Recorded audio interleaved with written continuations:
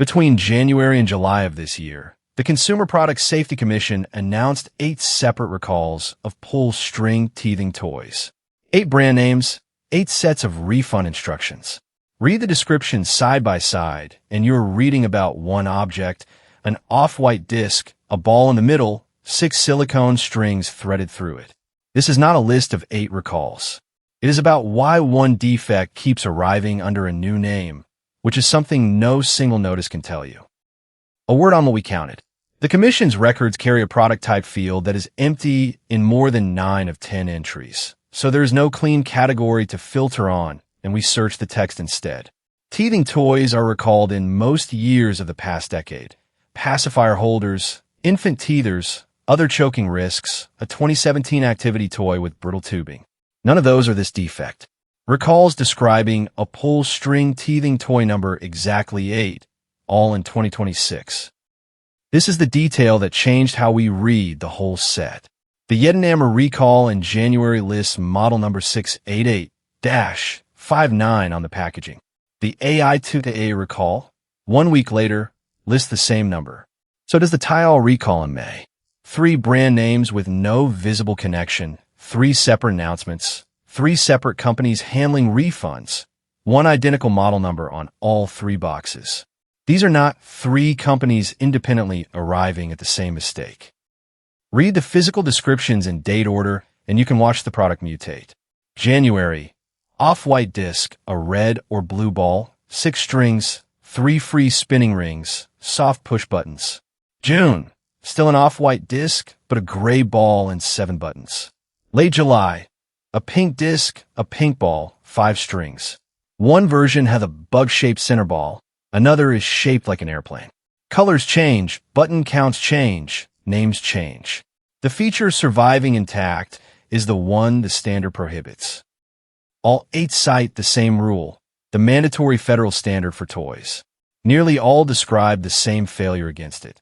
The silicone strings are smaller than permitted, and from the main notice onward the wording adds, and longer than permitted. The hazard sentence is nearly identical every time. The strings can reach the back of a child's throat and become lodged, causing respiratory distress, and what the Commission calls a deadly choking hazard. That is not a bad batch. The toy fails while working exactly as designed. Here is where a single notice quietly misleads you.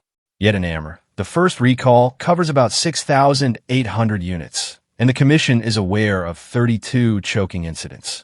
Tiyol, in May, covers about 102,430 units and lists 11. GOPO, at about 70,410 units, lists 3. The recalls with the most product in homes carry the fewest reports. Incident counts measure reporting, and the first recall in a series absorbs the backlog. 2 of the 8 were never sold as teething toys at all. In April, SpringFlower recalled a 5-in-1 Montessori set. Stacking blocks, stacking rings, sensory balls, a shape sorter, and 1 airplane-shaped pull-string toy. In July, CuddleCubs recalled a high-chair teether set containing a chick-shaped teether and, beside it, the pull-string toy. A parent hunting for a pull-string teething toy would have found nothing, because the violating piece came bundled inside something with another name. Look at what buyers are asked to do. Every 2026 notice follows the same pattern. Cut off all the silicone strings, mark the body of the toy in permanent marker, photograph it, and send the photograph in for a refund. The 2017 recall let you return it to the store. There is no store here.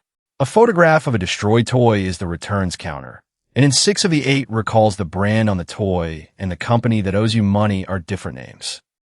On July 23rd, the Commission published 2 of these recalls on the same day. One covered about 5,918 units. The other covered 404. That is a remarkably small number for a federal recall, and it may be the most informative line in the set. Whatever is catching these has worked down to a seller who moved a few hundred boxes. Whether that is enforcement reaching the bottom or a sign of how far this design spread, the data cannot say. If there's a pull-string teething toy in your house, the brand name is the least useful thing about it. Look at the strings.